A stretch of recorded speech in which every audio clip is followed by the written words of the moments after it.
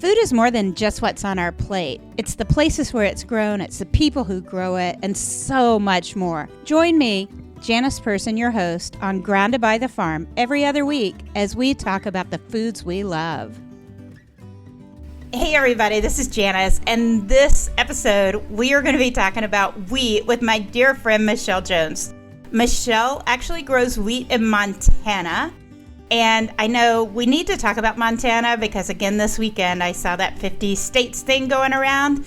And since I'm from the deep south, a lot of my friends haven't been there yet. So we're going to talk about Montana a little bit.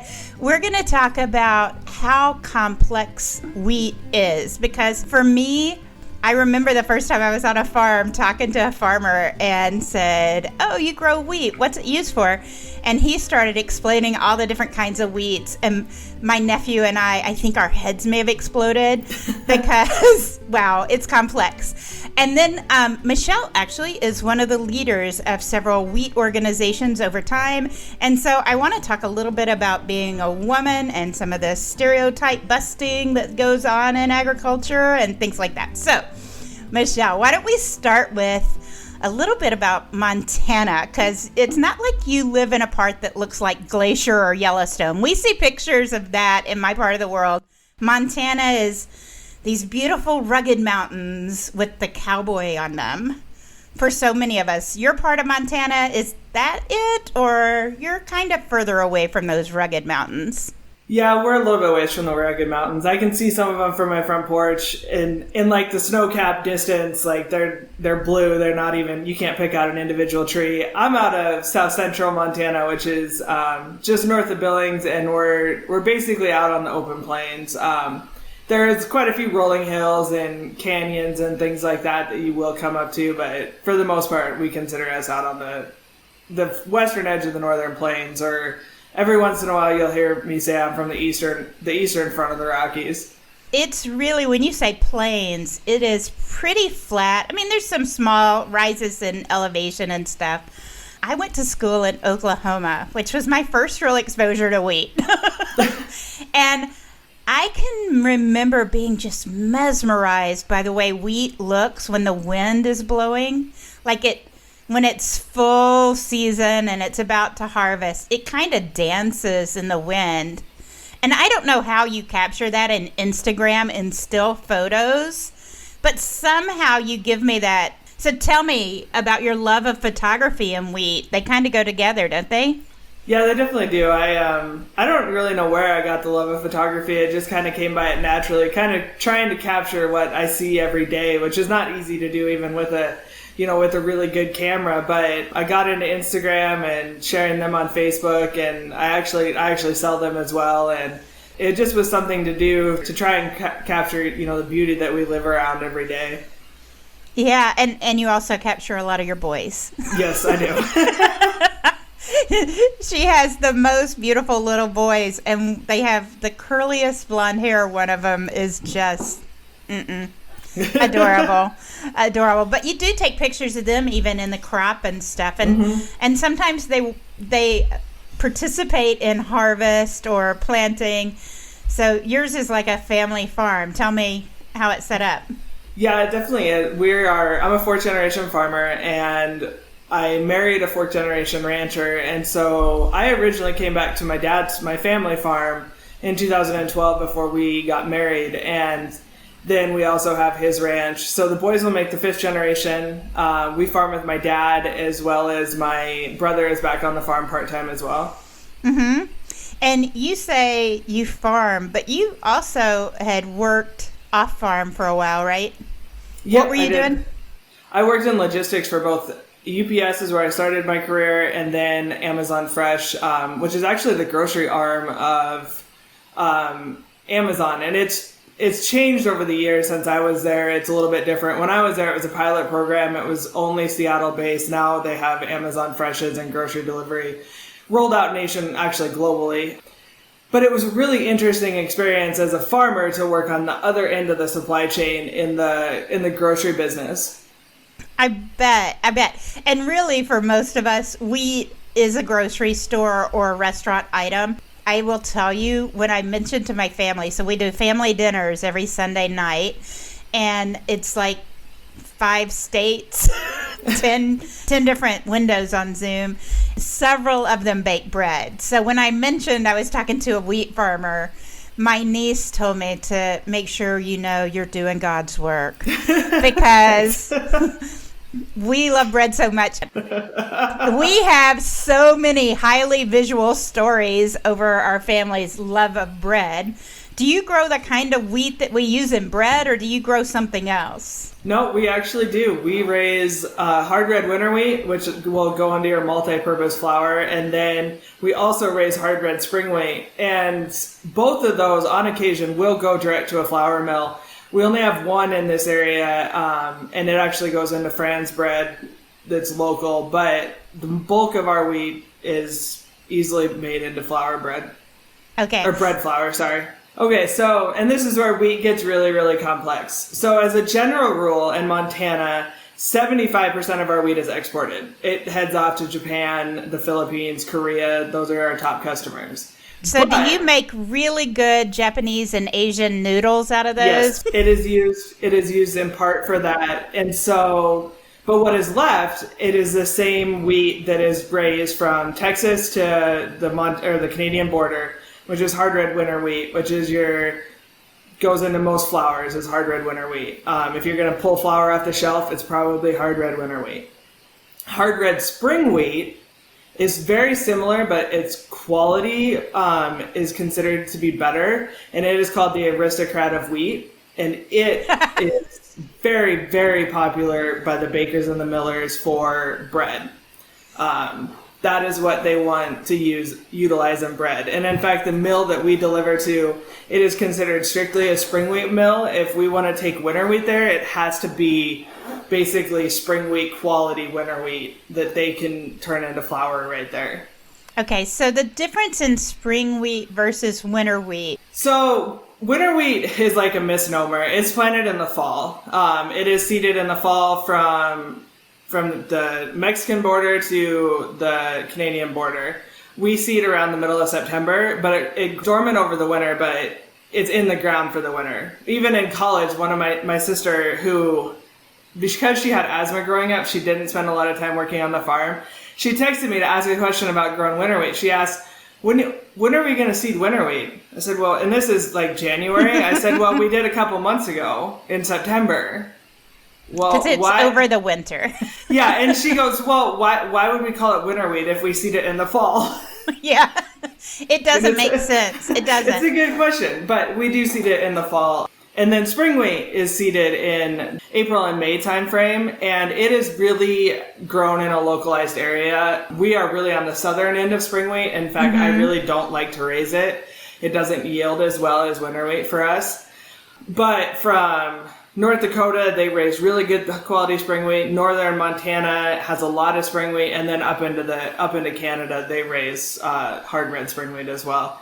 They have a different name for it. I can't remember what the Canadians call it. It's a different class. It's the exact same thing. It has a different name. But right. In the U.S., hard red winter wheat and hard red spring wheat are two of the biggest ones. In the deep south and places where I used to live, they usually plant in October or November when they harvest whatever crop. So they may have harvested cotton or whatever, and they'll plant wheat, and then they'll cut the wheat in May or June usually.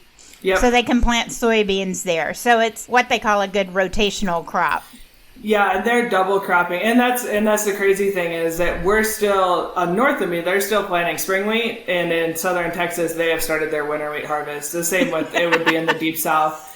And when you cross the Mississippi, you cross into soft red winter land. They don't grow the same wheat as we do. They grow wheat that is going to go into your pretzels, like Annie Ann's pretzels. And that's also a misnomer, because the first time I saw soft red wheat, I thought, well, that's not very soft. Because wheat is hard. Wheat is really hard if you chew on it, especially if it's dry. And I always thought in my head, like, soft red winter and soft white winter would be softer to the touch. And it's not. It's just as hard. It's got a slightly different color and a little bit of a different shape to the berries, but it's not soft. I don't know what. All of those things make it complicated even for you. Yeah. So how many different, are they called kinds or classes? What is it? How many different kinds of wheat are there? So there are 6 classes. There is hard red winter, hard red spring, soft white winter, soft red winter, hard white wheat, and durum. I mean, seriously, that's just like a jumble of hard, soft. Yeah, it is. With different things. You have a really good map on your website that you got from somewhere. You have from a US Wheat 101. Yeah, and I'll put that on there because I think a lot of people would like to know what kind of wheat is grown locally and what it's used for. Because some friends of mine didn't realize winter wheat in Tennessee. And it was a beautiful February day, and it was the only place with beautiful green grass to take pictures of the girls. And they were babies, and they had a whole bunch of babies sitting out in this field taking beautiful pictures of the baby on green grass. And then the poor farmer came and said, "Excuse me, we fertilized that. You need your kids off." like that's my field, and can we wash their hands, please? So it is something that you can see a lot of, and people don't know what it is necessarily, because it does look beautiful like grass in the early stages of coming out of that dormancy, right? So when it first starts growing, it usually is an incredibly beautiful green, and it grows pretty fast. Is. And yes, a lot of other things around are still dormant. Yeah, and it's really beautiful. I have a friend that, like 40 years ago, all the rage was to mill your own wheat, to grind your own wheat at home. And she really wanted a flour mill, but it was expensive for especially in that day. And so she waited to ask her husband, about buying something that was that expensive. And he said, "Well, what are you going to do with it?" And she said, "Well, I'm going to ground our wheat." And he said, "We don't raise wheat that makes bread." They were Durham farmers. They raised pasta wheat. But she had never thought to ask, and they had been fairly newly married, so she was fairly new on the farm, but it had never occurred to her that they weren't raising flour wheat, that they were raising pasta. Yeah. Well, I love pasta too. So, and I was getting my nephew pasta when he clearly defined that he got the bread. Yeah. So if you raise multiple kind of wheat on your farm, how do you keep that straight when you're harvesting wheat?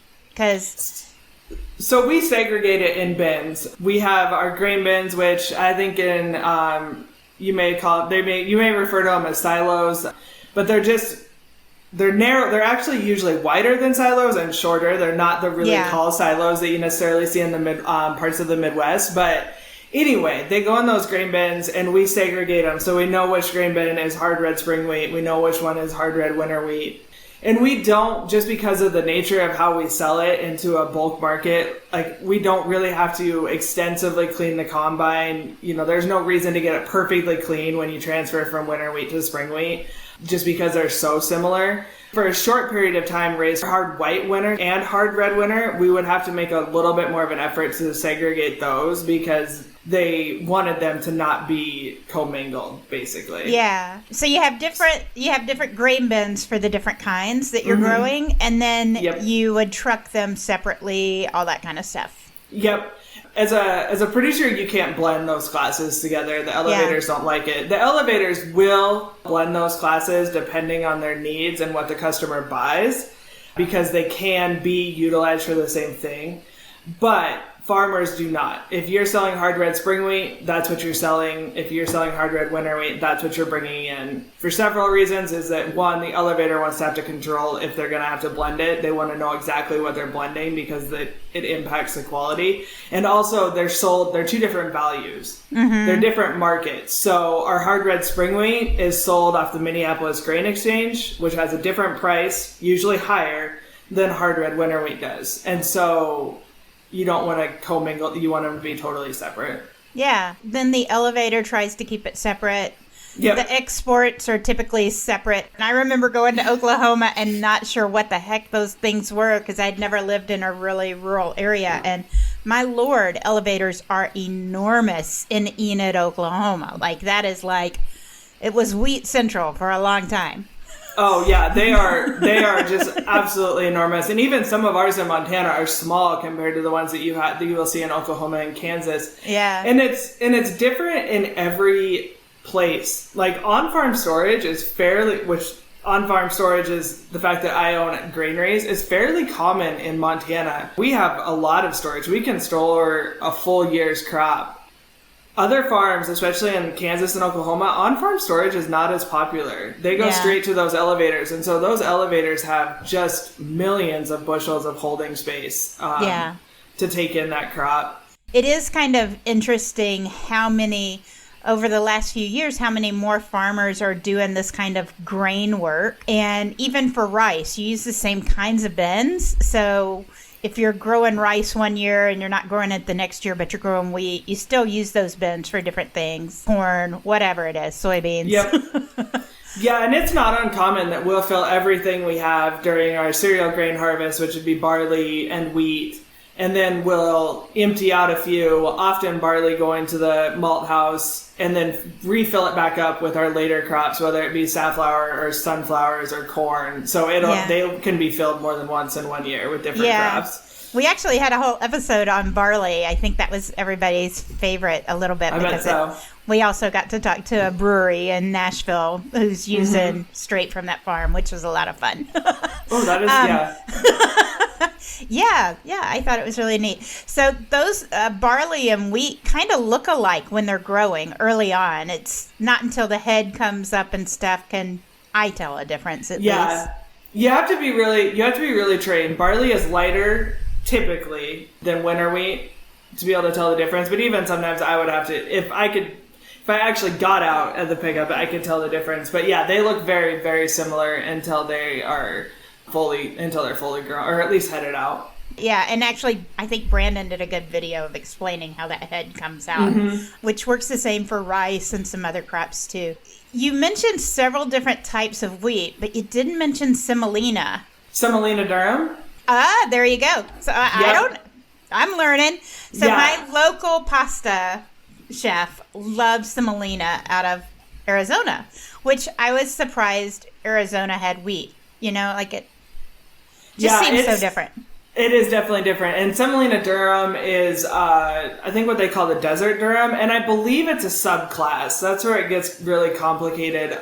I believe it's considered a subclass. I don't believe that semolina is just a quote unquote variety. I think there are varieties are semolina, but it is Durham. And yeah, it is grown in Arizona and California, and it is just slightly different than the Durham that is grown in northern Montana and North Dakota. We grow Durham up here as well, and it is, I can't tell you the subtle differences, but it is just a little bit different. And our Durham is, well, we raise it, we have a Pasta Montana.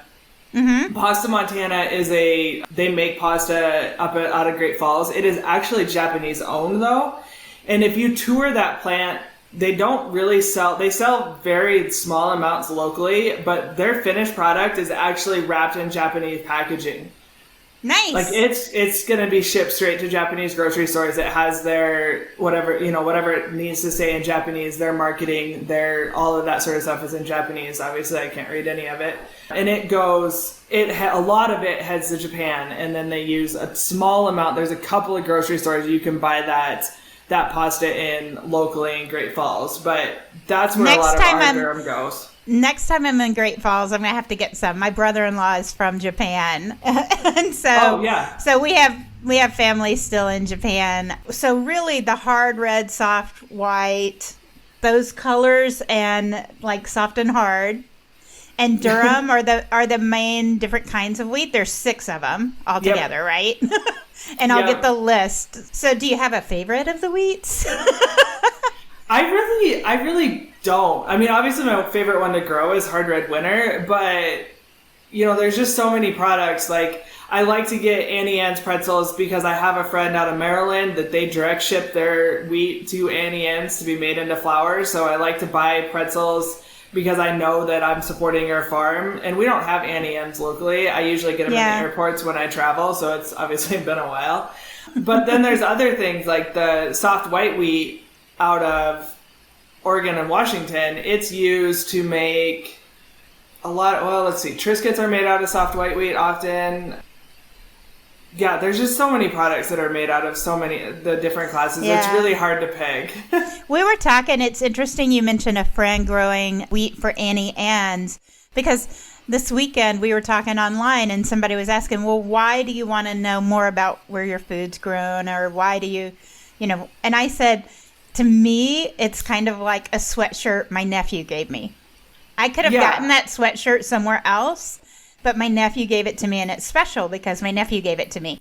And it's kind of the same for me when I think of, oh, my friend grew wheat for this business, that kind of stuff. And so for me, it touches my heart in a different place, right? Yeah, and that's where it's totally different. And that's why, I'm fully supportive of buying local, but I also... you don't necessarily have to be local to be supporting your friends, especially in the age of social media, because this friend I'm talking about is a foodie farmer out of Maryland. I've actually never met Jenny in person, but I know that that's where her family farm sells their wheat. So I'd like to be able to support her when I have the chance. And I do the same for a couple dairy products, because I know that's where a couple friends of mine ship their milk goods. too. And even when I lived in Seattle, I would look for Fran's bread, because they had a hard white wheat bread, which is hard to find, but they sourced it directly out of Bighorn County, Montana, which is just a few counties over. And so I would buy it in Seattle because I knew that I was buying straight from farmers that were not very far from me. And so that's, I think that's the sort of thing that is kind of cool once you know where you're, where it comes from. You could be supporting a farmer on the total opposite side of the country, or even you could be in Japan and farmers out of Montana, and that's where very good chance that's where your wheat is coming from in Japan. It is so interesting to me how global wheat is, right? When I've been in Japan, so first off, we love rice, and I've been to a rice farm in Japan. It's hard to imagine an island country, which, it's a series of islands, having enough land to grow wheat at scale for all the kinds of noodles we love, or, that kind of thing, when your population is pretty dense in cities like Tokyo and Osaka. The location of the Pacific Northwest makes that transfer of goods and services back and forth so easy. So in Seattle, there's like a large Japanese community. I remember first going there. Yeah, and it really it's a perfect pipeline for us. And that's actually a market that wheat has built up for decades. It started originally as one of the older food aid programs after the World War. And then U.S. Wheat has had a presence in Japan, as well as some of the Pacific Northwest wheat organizations, Oregon Wheat League, Washington Wheat, and Montana Wheat and Barley Committee, to have a good relationship with those customers there and make us the most desired wheat. And that's where, like I said, a lot of the wheat goes. There's a 50-50 chance that whatever wheat product you have in Japan is going to be out of the U.S. Yeah, very cool. You said wheat berries early on when we were talking, and not very many people have really discussed what a wheat berry is. Tell me. So the wheat berry is the kernel. It's what comes out of the head. It's what comes into the combine. It's what we turn into flour. And for whatever reason, it's called a berry. I couldn't tell you how old I was when I actually learned that. Fairly old for being a wheat farmer's daughter. But that's what officially it's called. So if you see they'll put them in salads a lot, actually. Yeah. And I have a friend who sells it. They make wheat berry chili. Yeah. That's what that is. That's just unprocessed wheat. That's just wheat that looks exactly like what it did when it came into my combine. It's cleaned and it's set on its way where usually it's boiled, it's cooked somehow to soften it up. And then they'll put it on salads or in chili or those sort of things. Yeah. For the rest of the wheat, it goes into processing that sort of takes some of the harder part off of the outside, or pulverizes it down into flour, or all those kind of things, right? Yeah, they crush. If you're gonna make it into flour, they're gonna crush it down and take the germ and bran out of it, and that's the difference in whole wheat flour. Obviously, doesn't really have anything removed. It's just darker. It's just all entirely processed. And then if it's white flour, they have removed the bran. I believe is the part that they've removed. And as I understand it, it's kind of like you polish it off, so you have the white inside, or the really light colored inside, and that outside is the darker, brannier part. So it's whether you use the whole thing, whether you use just the bran part to do something, right? Because a lot of us have bran cereals. And then, so it's all used. It's just how it's all used. And even if they're not using, like if they separated it out from their flour, it will get turned around. It's almost like distiller's grain out of the ethanol plants, the corn byproducts. It's called wheat midds coming out of the flour mills, and they'll turn it into like tiny pellets, and you can feed wheat midds to cattle and other livestock. So it has a full circle byproduct, just like everything else. There's really not, there's not piles of bran sitting outside these flour mills that is just absolutely wasted. It gets utilized one way or the other, whether it has another consumer supply chain to go into, or whether it gets turned into a byproduct for cattle. Wheat seems like such a commodity for many of us, and yet we love that it's a specialty that can do all these other things as well. You've had to learn a lot of this stuff. And you don't learn this just by sitting in the combine or the tractor, which I love that you do those things. But tell me about your path on leadership. What have you been doing there? Well, I am the past president of the Montana Grain Growers Association, and I have also been on the board of directors for the National Association of Wheat Growers, and then I'm active in several trade organizations, Organization of Women in Trade, and also the Farmers for Free Trade. But it has certainly been a crash course in so many things, and even, like I said, wheat. Just writing the Wheat 101 blog was a crash course in exactly what we use each class for. When I came back to the farm from Amazon in 2012, in the mail showed up this ballot for the Montana grain growers. And I had like some vague idea of who the grain growers were. My dad has been a member forever. He wasn't ever really actively involved, but he's been a member. And in our district, it was blank. There was no one that was running. So I thought, well, that sounds fun. Literally, that's what I thought. That sounds fun. So I wrote down my name on my ballot because I had joined as a member. And I wrote down my name on my dad's ballot. And a couple weeks later, the then president of the organization called and said, I heard you might be interested in serving on the board. I said, sure. And he had no idea I had written my own name down, because I've learned now that I've been president, like we get a lot of write-ins, and a lot of times the people that have been written in don't actually know that their neighbor wrote them in. It's like a sucker punch. Yeah. So there's a shocking amount of write-ins that are like, I'm sorry, I'm not really interested, because they didn't know it was coming. Like he had no idea that I'd written my own name down. How funny. So that's how I ended up on the board. And I served in leadership and was the first female president of the organization. And it's funny looking back on it, like I've had a lot of people say like, I don't know nearly enough to be involved. I don't know half the stuff that you do. And I said, well, I didn't know a third of the stuff that I do when I started this. I said, do you have any idea the amount of things I've Googled sitting in meetings trying not to look like so I don't have to ask a stupid question? Like I was sitting at my first meeting and they were talking about falling numbers, low falling numbers in wheat. That's a quality component that I had never heard of. Yeah. As it turns out, it is a significant quality component for hard red wheat and hard red spring, but we have never been in a situation that low falling numbers has been triggered because of harvest conditions. Like, so I'm Googling this, trying to figure out what this is, because there's no way that I'm going to ask as a fourth generation farmer, what are we talking about here?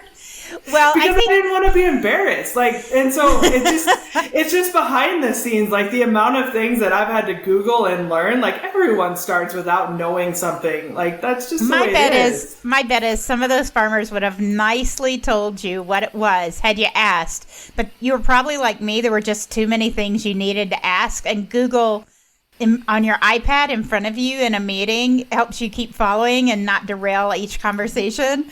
Yeah. Yeah. They totally would have. Nice. But I didn't want to be like that. But I think that is a barrier to people to joining, even though there's no dumb question. Like people ask me stuff on Instagram all the time that they're like, well, I feel like this is a dumb question. And it's really not a dumb question. It's just, right.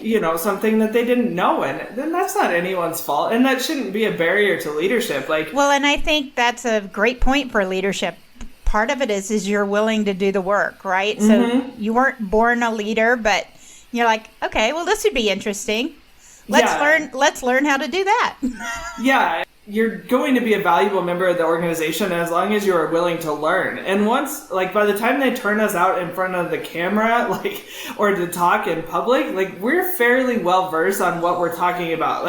We may have taken a 48-hour crash course in the backgrounds before we stepped out and started talking. But so part of it is you've also gotten to go to mills and you've gotten to meet people that run mills and stuff. So I think that's part of the interesting piece for me. When you get really involved in agriculture, you're not only involved in farming, you get involved in the people who are trading your crop. When you're in these leadership organizations, you get involved with the people who are processing your crop in some of these organizations. It really is kind of cool.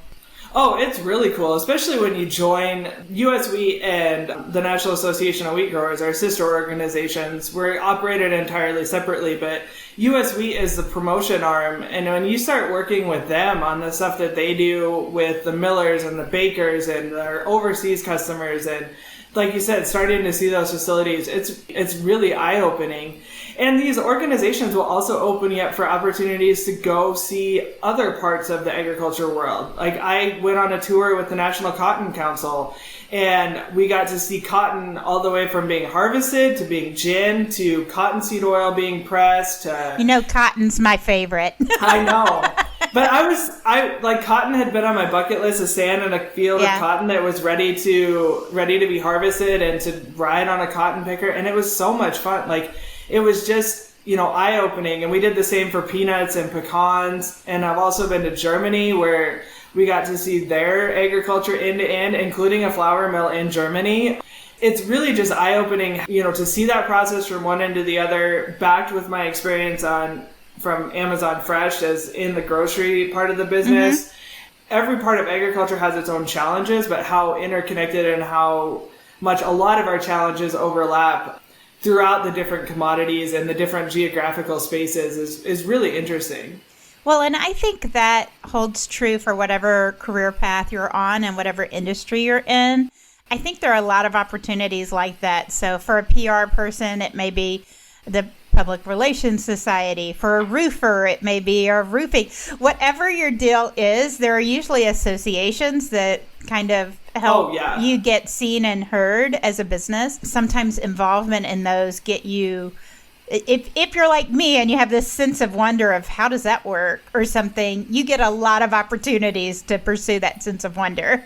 Oh, yeah, you totally do. And if you're like me, I want to be able to impact policy. And it's not about necessarily, am I going to win, quote unquote, every policy debate I enter? Absolutely not. We're talking about policy here. I'm not even going to be close. But I know that my issues will be heard, whether it's good, bad, or indifferent, that whatever story I have to tell, it's going to be heard. That sort of thing is important because while I may not necessarily be able to affect all the change I want to do, I've been able to affect change that has impacted farmers, that has impacted our own operation. That's huge, to be able to be involved in something that, is far bigger than our one farm that, it may or may not save a farm across the country or in northern Montana. It's definitely worth it to be able to say, I made an impact. I tried at least. Yeah. And you do that through your blog, Big Sky Farm Her. Yep. We'll put that link in the show notes with some of the other stuff. And I can't help but think you have been able to do some of this as well as have the beautiful family and all that stuff because you have a great support system too, right? Travis is happily raising those boys. He is full on dad. Yeah, it definitely wouldn't be possible without him to be able to balance his farm work and raising the boys. And thankfully, my mother-in-law is willing to watch them a lot. She is just down the hill from us, and as well as my parents. Yeah, certainly without Travis's willingness to let me chase down my dreams, thousands of miles away, it wouldn't really be possible to have such young kids and be so involved. And so it's been really, really nice.